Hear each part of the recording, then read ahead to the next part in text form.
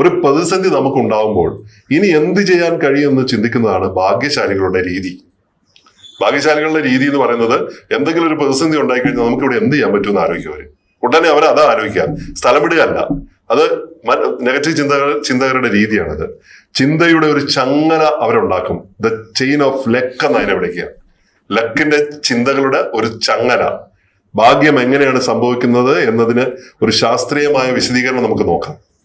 അതെങ്ങനെയാണെന്ന് വെച്ചാൽ, ഒരു ചിന്ത ഉണ്ടാവുന്നു, തോട്ട്, ഈ ഡീൽ എനിക്ക് ലഭിക്കാൻ സാധ്യതയുണ്ട് എന്നതാണ് ചിന്ത. ഇത് എനിക്ക് മിക്കവാറും കിട്ടും, ഇത് ഞാൻ മിക്കവാറും ഇത് ഞാൻ പോയിട്ട് സതീഷ് ചില മാർക്കറ്റിംഗ് ആൾക്കാരെ കാണാൻ പോകുമ്പോൾ സതീഷ് പറയും, ഇത് ഞാൻ ചോദിച്ചിട്ടാ പോയിട്ട് ഇത് ഞാൻ നടത്തിയിട്ട് വരും എന്ന് പറഞ്ഞാൽ ഇയാൾ നടത്തിയിട്ട് വരുന്ന കാണാം. അപ്പം ഈ ചിന്തയാണ്. അപ്പൊ ഇത് സാധ്യതയുണ്ടെന്ന് അയാൾ വിചാരിക്കുകയാണ്. എന്നിട്ടോ അത് നൽകുന്ന ഫീൽ എന്താണ്, വികാരം എന്താണ്? ആവേശവും ആത്മവിശ്വാസവുമാണ് സതീഷിന് കൊടുക്കുന്നത്. ഇങ്ങനെ വിചാരിക്കുന്ന ഒരാൾക്ക് ആവേശവും ആത്മവിശ്വാസവും നൽകുന്നു.